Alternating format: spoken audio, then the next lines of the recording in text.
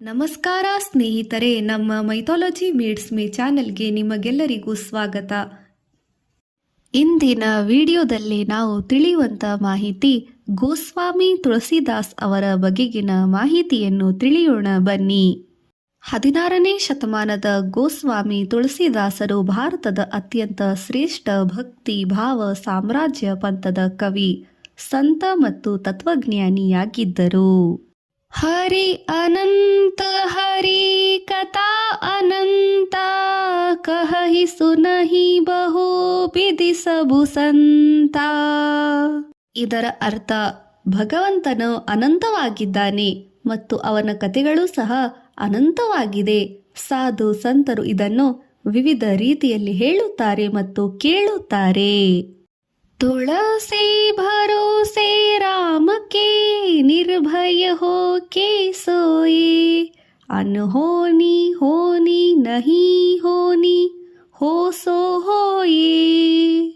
ಅರ್ಥ, ಶ್ರೀರಾಮನ ಮೇಲೆ ನಂಬಿಕೆ ಇಟ್ಟು ನಿರ್ಭಯವಾಗಿ ಮಲಗಿ ನಡೆಯಬಾರದು, ಎಂದಿಗೂ ನಡೆಯುವುದಿಲ್ಲ. ಆಗಬೇಕಿರುವುದು ಖಂಡಿತವಾಗಿ ಆಗಿಯೇ ತೀರುತ್ತದೆ. ದಯಾ ಕೌನ ಕೋ ಮೂಲ ಹೇ ಪಾಪ ಮೂಲ ಅಭಿಮಾನ್, ತುಳಸಿ ದಯಾ ನ ಛಾಡಿಯೇ ಜಬಿ ಲಗ ಘಟ ಮೇ ಪ್ರಾಣ. ಅರ್ಥ, ದಯೆ ಎಂಬುದು ಧರ್ಮದ ಮೂಲ, ಆದರೆ ಅಹಂಕಾರವು ಪಾಪದ ಮೂಲವಾಗಿದೆ. ದೇಹದಲ್ಲಿ ಪ್ರಾಣವಿರುವವರೆಗೂ ದಯಾಗುಣವನ್ನು ಬಿಡಬಾರದು. ಇವರ ಮೂಲ ಹೆಸರು ರಾಂಬೋಲಾ ದುಬೆ. 1532 ಕ್ರಿಸ್ತಶಕದಲ್ಲಿ ಜನಿಸಿದರು. ಉತ್ತರ ಪ್ರದೇಶದ ರಾಜಾಪುರದಲ್ಲಿದೆ. ಪೋಷಕರು ಆತ್ಮಾರಾಮ್ ದುಬೆ ತಂದೆ, ಹುಲಸಿ ದೇವಿ ತಾಯಿ, ಗುರು ನರಹರಿದಾಸರು. ಇವರಿಂದಲೇ ರಾಂಬೋಲಾ ಎಂಬ ಹೆಸರಿನಲ್ಲಿ ಪ್ರಸಿದ್ಧರಾದರು. ತುಳಸಿದಾಸ್ ಎಂತಾಯಿತು. ನಿಧನ 1623 ವಾರಾಣಸಿಯ ಅಸಿಘಾಟ್ನಲ್ಲಿದೆ. ಸಂತ ತುಳಸಿದಾಸರ ಪ್ರಸಿದ್ಧ ಪವಾಡಗಳು. ತುಳಸಿದಾಸರ ಭಕ್ತಿಗೆ ಮೆಚ್ಚಿ ಭಗವಂತನು ನೀಡಿದ ದರ್ಶನ ಹಾಗೂ ಅವರ ಜೀವನದಲ್ಲಿ ನಡೆದ ಕೆಲವು ಅದ್ಭುತ ಪವಾಡಗಳು ಹೀಗಿವೆ. ಶ್ರೀರಾಮ ಮತ್ತು ಲಕ್ಷ್ಮಣರ ದರ್ಶನ. ಚಿತ್ರಕೂಟದಲ್ಲಿ ತುಳಸಿದಾಸರು ಶ್ರೀಗಂಧವನ್ನು ಅರಿಯುತ್ತಿರುವಾಗ ಸ್ವತಃ ಶ್ರೀರಾಮ ಮತ್ತು ಲಕ್ಷ್ಮಣರು ಬಾಲಕರ ರೂಪದಲ್ಲಿ ಬಂದು ತಿಲಕವನ್ನು ಇಟ್ಟುಕೊಂಡರು. ಈ ವೇಳೆ ಹನುಮಂತನು ಗಿಳಿಯ ರೂಪದಲ್ಲಿ ಬಂದು ಕವನದ ಮೂಲಕ ತುಳಸಿದಾಸರಿಗೆ ಭಗವಂತನನ್ನು ಗುರುತಿಸಲು ಸಹಾಯ ಮಾಡಿದರು. ಸತ್ತ ವ್ಯಕ್ತಿಯನ್ನು ಬದುಕಿಸಿದ್ದು. ಒಮ್ಮೆ ವಾರಾಣಸಿಯಲ್ಲಿ ಮಹಿಳೆಯೊಬ್ಬಳು ತುಳಸಿದಾಸರ ಪಾದಕ್ಕೆ ಬಿದ್ದಾಗ ಅವರು ಸೌಭಾಗ್ಯವತಿಯಾಗು ಎಂದು ಹಿತವಚನವನ್ನು ನೀಡಿದ್ದರು. ಆದರೆ ಆಕೆಯ ಪತಿ ಆಗಷ್ಟೇ ಮರಣ ಹೊಂದಿದ್ದನು. ಆಗ ತುಳಸಿದಾಸರು ಇದನ್ನು ತಿಳಿದು ಶ್ರೀರಾಮನನ್ನು ಪ್ರಾರ್ಥಿಸಿದಾಗ ಆ ವ್ಯಕ್ತಿ ಮತ್ತೆ ಜೀವಂತವಾಗಿ ಎದ್ದನು ಎಂಬ ನಂಬಿಕೆ ಇದೆ. ದೆಹಲಿ ಸುಲ್ತಾನನ ಕಾರಾಗೃಹ ಮತ್ತು ಕೋತಿಗಳ ಸೈನ್ಯ. ತುಳಸಿದಾಸರ ಪವಾಡಗಳನ್ನು ಕೇಳಿದ ದೆಹಲಿಯ ಮೊಘಲ್ ಚಕ್ರವರ್ತಿ ಅಕ್ಬರ್ ತಮಗೂ ಪವಾಡ ತೋರಿಸುವಂತೆ ಒತ್ತಾಯಿಸಿದನು. ತುಳಸಿದಾಸರು ನಿರಾಕರಿಸಿದಾಗ ಅವರನ್ನು ಜೈಲಿಗೆ ಹಾಕಲಾಯಿತು. ಆಗ ಜೈಲಿನಲ್ಲಿ ತುಳಸಿದಾಸರು ಹನುಮಂತನನ್ನು ಪ್ರಾರ್ಥಿಸಿ ಹನುಮಾನ್ ಚಾಲಿಸ ರಚಿಸಿದರು. ತಕ್ಷಣವೇ ಲಕ್ಷಾಂತರ ಕೋತಿಗಳು ದೆಹಲಿಯ ಕೋಟೆಯ ಮೇಲೆ ದಾಳಿ ನಡೆಸಿ ಜೈಲನ್ನು ಧ್ವಂಸ ಮಾಡಿದರು. ಇದರಿಂದ ಹೆದರಿದ ರಾಜನು ತುಳಸಿದಾಸರಿಗೆ ಕ್ಷಮೆ ಕೇಳಿ ಬಿಡುಗಡೆ ಮಾಡಿದನು. ಶ್ರೀರಾಮನ ದರ್ಶನ. ಪ್ರಸಿದ್ಧ ದೋಹಾ. ತುಳಸಿದಾಸರು ಚಿತ್ರಕೂಟದ ಘಾಟ್ನಲ್ಲಿ ಕುಳಿತು ಅರಿಯುತ್ತಿದ್ದ ಶ್ರೀಗಂಧವನ್ನು ಮಾಡುವಾಗ ಶ್ರೀರಾಮನು ಬಂದು ತಮಗೆ ದರ್ಶನ ನೀಡಿದ ಐತಿಹಾಸಿಕ ವಿಸ್ಮರಣೀಯ ಕ್ಷಣವನ್ನು ದೋಹಾದಲ್ಲಿ ವರ್ಣಿಸಲಾಗಿದೆ. चित्रकूट के घाट पर भी संतन की भीड़, तुलसीदास चंदन रसे तिलक देत रघुबीर. ಅರ್ಥ, ಚಿತ್ರಕೂಟದ ನದಿಯ ಘಾಟ್ನಲ್ಲಿ ಸಾಧು ಸಂತರ ದೊಡ್ಡದಾದ ಜನಸಮೂಹವೇ ನೆರೆದಿತ್ತು. ಅಲ್ಲಿ ತುಳಸಿದಾಸರು ಕುಳಿತು ಶ್ರೀಗಂಧವನ್ನು ಅರಿಯುತ್ತಿದ್ದಾಗ ಆಗ ಸ್ವತಃ ರಘುವೀರನಾದ ಶ್ರೀರಾಮನೇ ಬಂದು ತುಳಸಿದಾಸರ ಕೈಯಿಂದ ಗಂಧವನ್ನು ಪಡೆದು ತನ್ನ ಹಣೆಗೆ ಮತ್ತು ತುಳಸಿದಾಸರ ಹಣೆಗೆ ತಿಲಕವನ್ನು ಇಟ್ಟನು. ಸಂತ ತುಳಸಿದಾಸ್ ಅವರ ರಚನೆಯಲ್ಲಿ ಹನುಮಾನ್ ಚಾಲಿಸಾದ ಮೊದಲನೇ ದೋಹಾ. ಶ್ರೀ ಗುರುಚರಣ ಸರೋಜ ರಜ ನಿಜ ಮನ ಮುಕುರು ಸುಧಾರಿ ಬರನೌ ರಘುಬರ ಬಿಮಲ ಜಸು ಜೋದಾಯಕ ಫಲಚಾರಿ.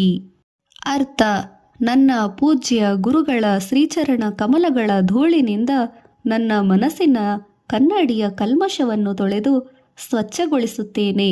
ನಂತರ ಧರ್ಮ, ಅರ್ಥ, ಕಾಮ, ಮೋಕ್ಷ ಎಂಬ 4 ಫಲಗಳನ್ನು ನೀಡುವ ಶ್ರೀರಾಮನ ಪವಿತ್ರ ಕೀರ್ತಿಯನ್ನು ವರ್ಣಿಸುತ್ತೇನೆ. ಬುದ್ಧಿಹೀನ ತನು ಜಾನಿಕೆ ಸುಮಿರೋ ಪವನ ಕುಮಾರ್, ಬಲ ಬುದ್ಧಿ ವಿದ್ಯಾ ದೇಹು ಮೋಹಿ ಹರವು ಕಲೇಸ ವಿಕಾರ್. ಅರ್ಥ: ನನ್ನ ಶರೀರ ಮತ್ತು ಬುದ್ಧಿಯಿಂದ ಹಸುಗೂಸಿನಂತೆ ಅಜ್ಞಾನಿಯಾಗಿದ್ದೇನೆ ಎಂದು ತಿಳಿದು ಪವನಪುತ್ರನಾದ ಹನುಮಂತನನ್ನು ಸ್ಮರಿಸುತ್ತೇನೆ.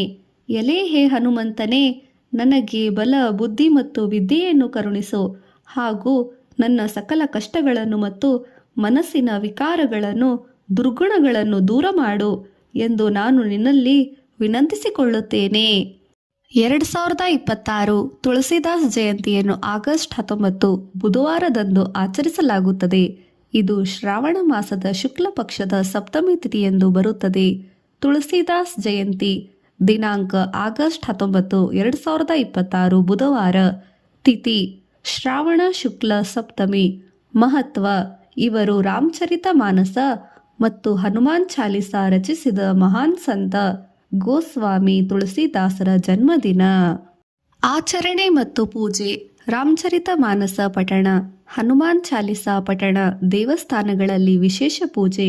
ಸಂತ ತುಳಸಿದಾಸರ ಜೀವನ ಜನನ ಉತ್ತರ ಪ್ರದೇಶದ ರಾಜಾಪುರದಲ್ಲಿ ಸುಮಾರು 1532ರಲ್ಲಿ ಜನಿಸಿದರು. ಬಾಲ್ಯ: ಇವರ ಮೂಲ ಹೆಸರು ರಾಂಬೋಲಾ. ಹುಟ್ಟುತ್ತಲೇ ಹಲ್ಲುಗಳಿದ್ದವು ಮತ್ತು ಅಳಲು ಬದಲು ರಾಮ ಎಂಬ ನಾಮೋಚ್ಚಾರದ ಉದ್ಘೋಷ ಮಹಾಮಂತ್ರವನ್ನು ನುಡಿದವರು ಎಂದು ಎನ್ನಲಾಗಿದೆ. ಗುರು ನರಹರಿದಾಸರು ಇವರಿಗೆ ಜ್ಞಾನ ಮತ್ತು ದೀಕ್ಷೆಯನ್ನು ನೀಡಿದವರು. ಜೀವನದ ತಿರುವು: ಪತ್ನಿ ರತ್ನಾವಳಿಯ ಮೇಲಿನ ಅತಿಯಾದ ಮೋಹವನ್ನು ಅವಳು ಖಂಡಿಸಿದಾಗ ಇವರಲ್ಲಿ ವೈರಾಗ್ಯ ಮೂಡಿ ರಾಮಭಕ್ತರಾದರು. ನಿಧನ: ವಾರಣಾಸಿಯ ಅಸಿಘಾಟ್ನಲ್ಲಿ ಸುಮಾರು 1623ರಲ್ಲಿ ನಿಧನರಾದರು.